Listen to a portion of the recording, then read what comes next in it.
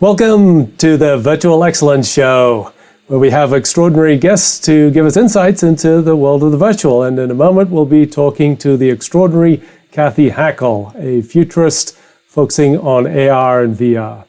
So the Virtual Excellence Show it's a community. We want to be able to get everyone together to share their insights, to learn together along the journey. So please go to the website, thevx.show. Join us live at hashtag on Twitter, #VXShow.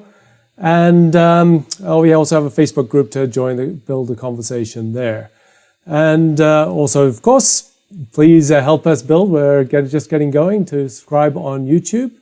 And we'll start sharing content and exploring the world of excellence in the world virtual. So today we have Cathy Hackl, who's extraordinary woman, as you'll soon discover if you don't know already. She's a leading futurist, speaker, author, and business strategist, and deep understanding of augmented reality, virtual reality, spatial computing, big voice globally, and some great insights to share.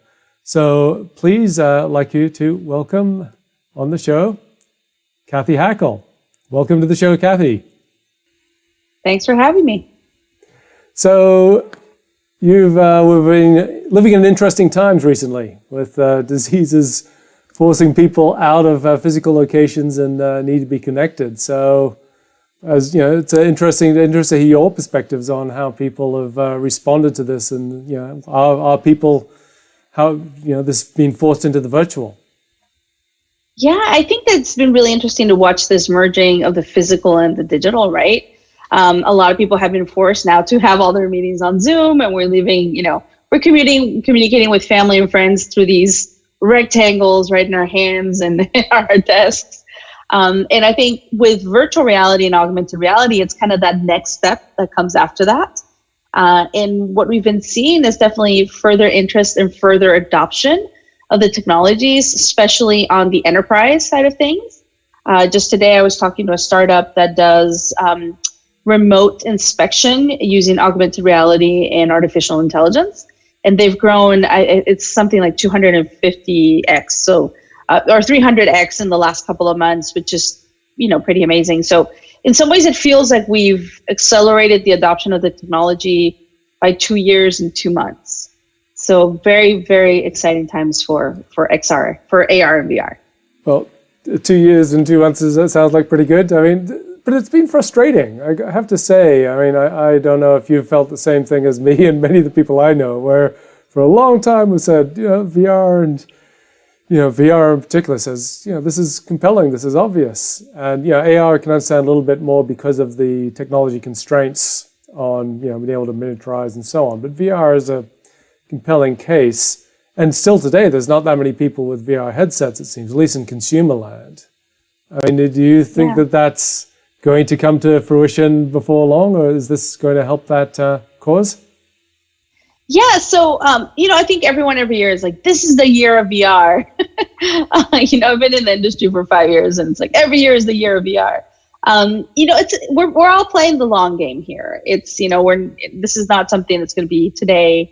What I will say is I do see one of the things I'm tracking, from a futuristic perspective, let's say, is, how many people out there that are not in tech, that are not in the AR, VR industry are buying the headsets.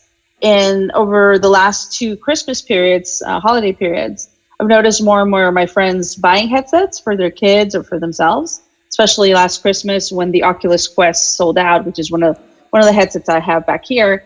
It sold out. They had ordered it. They wouldn't get it till February. And I remember them calling me, 2 of them saying, hey, can you call your friends at Oculus and see if they can speed up my headset? I said, well, that's not how my relationship with Oculus works.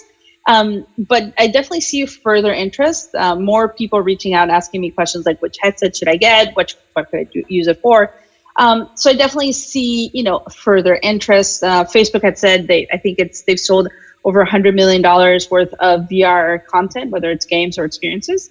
And that's nothing to sneeze about. I mean, it's not billions of dollars, but like I said, we're all playing the long game.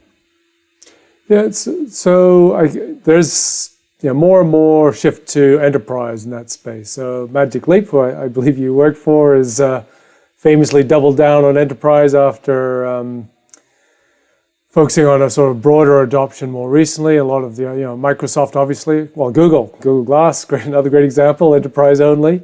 So is this start to become divided worlds? Consumer sort of goes in a little bit of entertainment, but this gets mainstream enterprise adoption?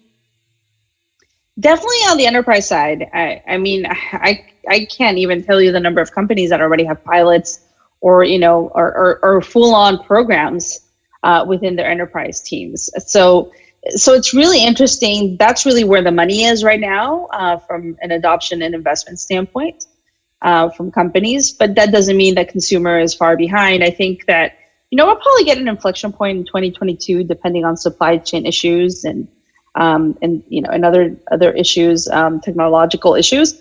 But what I do think is, once we have, let's say, Apple come to market with some Apple glasses, or Facebook come to market with their glasses, it's going to be really interesting to see. I will say something, from the Apple keynote the other day is the concept of the Apple Clips, which are these round QR codes that are a little bit different than normal QR codes. Mm-hmm. And kind of what they're doing is they're conditioning the consumer to get used to these quick snippets where they scan something, get information immediately. And I don't think they're round. I think they're round for a reason. I think that they're round because they're going to eventually match the glasses. So what they're doing is priming the market for adoption. And the more people use these Apple Clips, the more information they'll have as to when the consumer is ready to fully adopt this technology. That's really interesting. Yeah. Mm-hmm. Yeah. No, what I love that you are a true futurist in sort of looking at those pathways for how things will unfold. Yeah. That's a great instance. I'm always looking at how they're connected and how, especially with these, with the launch of AR and VR hardware, like how is it all related? How are they priming the market? What are they doing? What is their strategy here? And I even wrote a piece on LinkedIn, and I said, look, the Apple strategy with AR is not a hardware play; it's a retail one. Yeah, right. Yeah. So yeah, it'll be interesting. Of course, they're going to bring hardware to the market, but it's all about retail and sales. And how does that, how does having a pair of glasses increase, spending on your Apple Card or your whatever? So yeah. Yes. Yeah. Interesting. So one of the things I'm really interested in is how we get meetings beyond Zoom. It's kind of a bit of these lots of video calls. And one of the promising domains is avatar-based worlds, using either VR or AR, or where we can get images of each other. And so Spatial is one of the companies in that space. Perhaps just show a quick clip of some of the work which they're doing, and interested to hear your thoughts. I mean, you pointed me to some of their work. I've blogged about it as well. So what do you think this kind of world could do for us? Well, this is going to be really interesting. And one of the things I see is that once we get back to some level of normalcy, or whatever it's going to be called, new level of weirdness, who knows, whenever we get back to traveling or et cetera, companies are going to slash their travel budgets. It's not going to be necessarily like it used to be. So, I think that they're going to be like using more headsets. So something like Spatial, you put on your headset, like you see here, you put on your headset and you can see in your office the avatars of your other colleagues, and they're pretty realistic looking avatars, not quite perfect. But having those meetings and have that concept of presence is huge. I'll give you an example. When I was at Magic Leap, we would have our weekly sales meetings in Spatial. And I remember I was in my office at home, and I had my daughter come in, and I'm wearing my headset. I'm talking to people, but she's like, "What are you doing, Mom?" Because she doesn't see anyone in the room. She's like, "What is this? Who's my mom talking to?" And I took my headset off and I put it on her, and all of a sudden she saw about 10 or 11 avatars of my coworkers in my office and the spreadsheet. And all of a sudden she's like, "Oh, Mom, I totally get it. You're super busy." So yeah, I mean, this technology is already being used for meetings. It's extremely powerful, and it's the closest we can get to that sense of presence without actually being there in real life. Yeah. No, I'm a big believer in this idea that we will have avatar-based meetings. So the thing for me is, how do you get the avatar to truly represent not just the person, but also their face and their facial expressions. The classic things of, getting the, how do you pick up facial things when you've got something on your face if you're wearing a headset. So I'm really interested in just what, what you're seeing could unfold and how we can get some hyper-realistic avatars, including facial expressions, in these avatar-based meetings.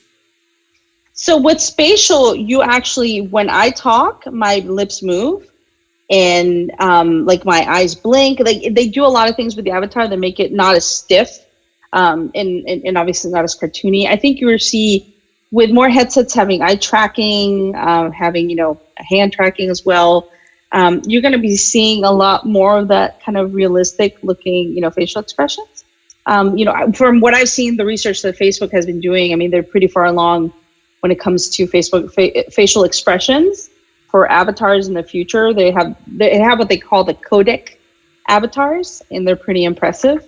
So definitely, I see that progressing. There's still going to be room for the cartoony, more virtualized versions of ourselves in, let's say, Fortnite or Animal Crossing, what have you. But, from a business standpoint, it'll probably be more realistic avatars, right? So I also think volumetric capture is something that is eventually going to bring more of that real you into this virtual presence. What did you think of high fidelity? And it's disappointing that it died, but interested in, because that was pretty good actually in terms of using the webcam to map facial expressions to avatars. Yeah, I mean, I've worked with startups in the virtual space that have, failed in the past, and it's hard. It's definitely not, necessarily an easy industry to raise money in, depending on, what you're doing. So, it's definitely sad. I do see, other things coming down the line that will be very interesting from a social VR perspective. I think that maybe one of the limitations they had was adoption, some of the requirements with the headsets that you had to use to be able to access it from a VR perspective. So yeah, I mean, it's pretty sad, but I don't think all hope is lost. I think that there's some great things coming down the line, at least some of the stuff that I've been able to beta test that is just truly impressive, and I think is going to be the future of how we connect in some way. Yeah, absolutely. So on LinkedIn recently, you shared this really interesting video of an AR mirror of some kind. And just like to share that video and get your, tell us what's going on there. Yeah, so this is, I use something to exercise called Mirror, and it's kind of an interactive mirror I have at home where I can I'm doing meditation. During the pandemic, meditation has been huge. So I can do all kinds of exercises with either it could be a live trainer if I pay for it, or it could be, this is one of the classes they have on a file. So it's that kind of interactive magic mirror experience. And what I think is interesting here, and the reason I shared it was because this company Mirror is kind of like a Peloton, but in a totally different aspect. They got bought by Lululemon, who does all the yoga, the workout stuff, the classes. They're a big company out of Vancouver. They got bought for $500 million. This week, yeah, this week. So pretty interesting. And I think the interesting part here is not only the technology, it's the smart move for Lululemon. If they use the Mirror as a sales channel, as an additional sales channel, they're going direct to consumer.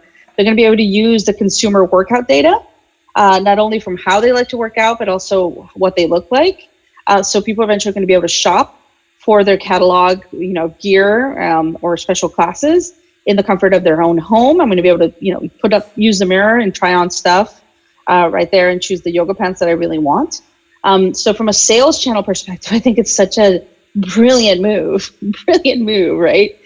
From a futuristic standpoint. So yeah, I see there's a lot there in the future of entertainment, of wellness. I think we've been talking about magic mirrors and interactive mirrors for such a long time, but this is the time where I said, okay, this makes sense. This is such a smart move for Lululemon to use all that data and create this as an additional sales channel. Yeah, absolutely. So one of the other parts of avatars is when they are purely digital. And you wrote this lovely article about digital embalmers, where if people no longer with us, they might have a digital avatar of them. And I think that the same concept can apply in the real world, as in there's a digital twin in the sense of saying, all right, well, I'm too busy, I'll just make a digital copy of myself and they can go and interact with the world. So love to hear, what your reflections on where we are now with that and where that digital avatar technology might take us. Yeah, I've been talking to, a lot with the folks at the AI Foundation, and they are the company that's been partnering with Deepak Chopra and Sir Richard Branson to create these virtual AIs of them. So there's a virtual Deepak, there's a virtual Sir Richard Branson. And I think the whole concept of, as humans, we can only scale ourselves so much. You and I were just chatting about that, how virtual events allow us not to travel as much. So imagine if it's your virtual Ross, right? Totally. That you sent to an event. So I think that's interesting. I mean, it's not quite there yet. The technology is not quite there yet, but they're working on it. It's very promising. And I think their concept of it actually comes from a good place. They say, AI should be for everyone, and you should be able to own your own AI. The AI copy of yourself, that digital twin, you should own that. That should be yours. And I 100% agree with that. I'll give you an example. So when I did my holographic press release it was the world's first holographic press release that I launched in 2018. When I was getting my my hologram made, I realized shortly after that I didn't own the rights to my own hologram. And, that made me uneasy. And that's a very interesting, it's something I had to deal with and think about at that moment, but it's, something that people in the future will have to think about. Right. So definitely just a lot of food for thought there. Totally. And which sort of leads on to this, the idea of the virtual beings. And so now we've all, it's been fascinating to see the influencers who don't actually exist, but they're just created and people seem to love them. And, you're a marketer as well as a futurist and AR and VR specialist. So you're really interested to hear what your thoughts are on where that might get to. It's going to be really interesting. I just had a friend message me because she was out shopping and she saw these little towels for the kitchen. And one of them said, Alexa, serve me some wine, and Alexa, feed the kids. And it was funny because she was like, I wouldn't have thought about them. But after she read an article I wrote called Marketing to Robots, why CMOs need to better understand business to robot to consumer. Yes. So B2R2C, not R2D2, B2R2C. And how basically the premise of what's happening here is that virtual assistants, as well as these virtual beings in some way, will become these gatekeepers of the relationship between the brands and the consumer. And that's where it's going to get really interesting, from a marketing and branding perspective, is how are you going to reach the consumer if there's this gatekeeper? So it's a concept you'll be marketing to robots. Yes. It'll be really interesting. So Alexa will be in between you and your favorite, you and the different cereal brands that want to get your attention. Yeah, I describe that as the agent economy, where essentially agents act on our behalf and they just all interact between each other, and hopefully it doesn't become very messy. Hopefully, we'll see. That's my hope. But so, just as a quick aside, I mean, a number of the articles that you and I referred to are on your Forbes. So you're now a Forbes contributor, and if you want to find some great reading, go to Forbes and search for Cathy Hackl. She's got some great articles there. And I've been getting some great feedback, actually, Ross. I've been getting some great feedback, and no matter, because I'm out there on the fringe. And I'm getting such good feedback. So definitely. Yeah. Anyone here on the show reads one, let me know what you think. They're excellent. It's again, I was just showing that futurist thinking, just being on the edge, seeing what's going on out there, and you've got a great journalistic voice as well. You're kind of being a reporter, bringing in your own perspectives on that as well. So this takes more broadly. We've talked about marketing and AR and in various guises, and I think we both agree that most of AR marketing has got to be like, oh, let's try some AR. it hasn't really been very functional. So where is there good AR in marketing these days, or if not, when are we going to get it? Well, yeah, I think sometimes it's been very gimmicky or very one-off, right? They did something as a campaign and activation and done. But I think we'll see, I think companies like Niantic that did Pokemon Go, they've been acquiring some really interesting startups. And I think we're going to be seeing some more work from them that is marketing and gaming in some way, but is going to be a lot more functional, a lot more interesting. So definitely have a lot of hope there. I think the big thing here is, what, and you know this, Ross, obviously, but that we're creating this one-to-one copy, digital copy in real time of the world, which is called the Magicverse, the Metaverse, the AR cloud, the mirror world, whatever. There's so many names for it. Facebook calls it live maps, for example. But this is really the foundation of that next big economy. Like the next Facebooks and Amazons are going to come from that.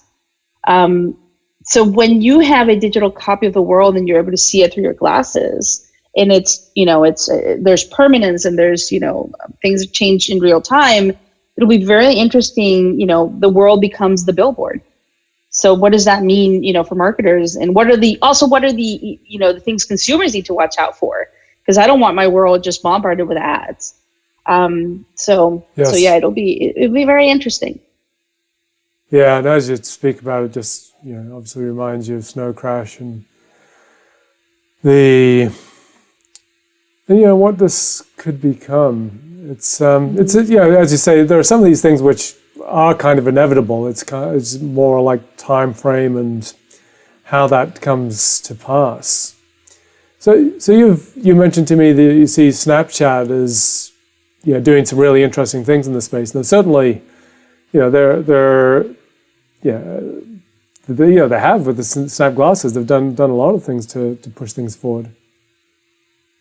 Yeah, I think that because Snap doesn't have as much penetration internationally, let's say, as it does in the US. I mean, probably in Australia it does, but lots of times when I speak to people in Latin America or in other parts, they're like, Snapchat's just not a big thing here.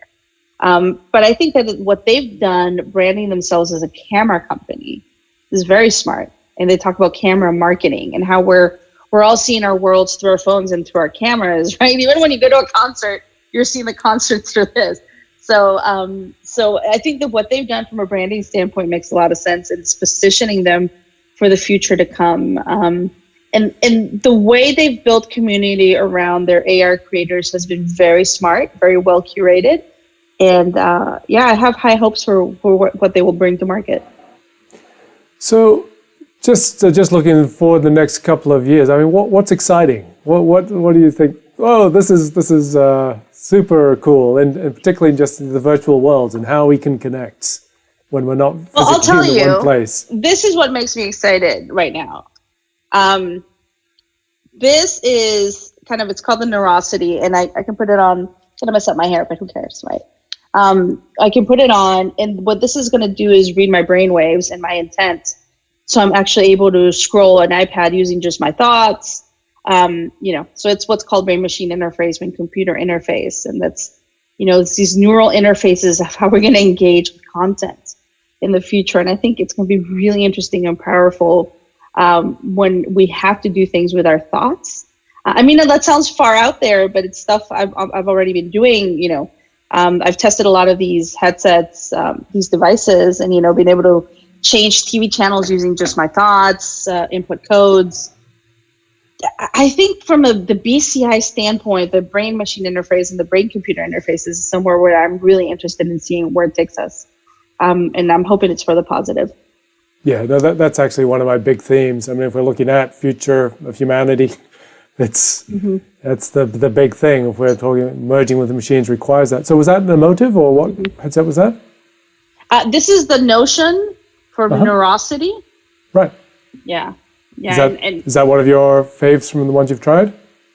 This is the one I have, but I think I really like the NextMind because they did need a lot of calibration, and then the folks at Neurable I think are doing fantastic stuff. Yep. There's a few others I haven't tried. Obviously, I don't have a Neuralink implant in me, so thank heavens. I'm not ready for that yet.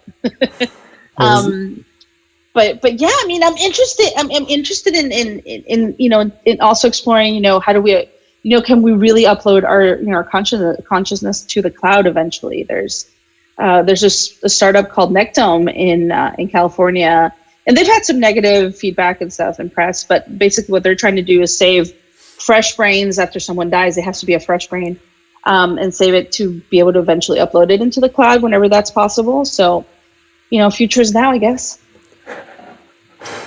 It's well, we live in exciting times, and so to be, I'm one of those people who says, well, okay, it is a tragedy, the current pandemic, but I like change and lots of exciting stuff happening. So I'm not complaining about the pace of change, that's for sure. Yeah, and I think we'll see with the pandemic. I think we're going to see a lot of change in the death tech industry, and it's not sexy. People don't. Yeah. What were you going to say, Ross? No, go on. No. I think people don't think death tech is sexy. Obviously, it's kind of morbid, but I think it's a really exciting sector and segment of how we're going to change the death tech industry. Of what happens with our bodies when we're gone, and what happens with a lot of different things when we're gone. So. Yes, yeah, no, it's big changes afoot. So, just to finish off, I mean, if people want to find out more of your work and what you do, where should they go? I definitely, follow me on LinkedIn. I'm Cathy Hackl on LinkedIn. I share a lot of great content there. I've been recognized by LinkedIn as one of their top voices for the last 2 years, and that's an honor that only like 300 people will get out of 620 million users. So very excited about that. And yeah, I'm Cathy Hackl across social. My website is cathyhackl.com, and feel free to connect with me. Fantastic.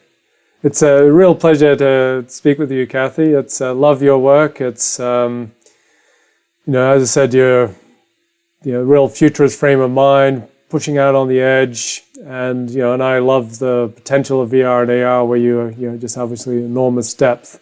So look forward to having more conversations. Thank you so much for being on the show. It's a great honor and pleasure. And hopefully we can get some more input from you along the way. Yeah, hopefully next time we'll do it in our avatars. That would be fun. Okay, you're on. Challenge accepted. So that was the wonderful Cathy Hackl. You're on the Virtual Excellence Show. As always, please just also, subscribe to us on YouTube. That's the thing which you can do the most to help us. Also, go to the vx.show where we have all of our resources. Use the hashtag on Twitter and go to Facebook. So it's we will have every week the same time. We will have our show. So we are live every week for our shows, and we'll also have other content along the way. So please tune in live or just get on YouTube and access it when you can. Thanks so much. Have a wonderful day.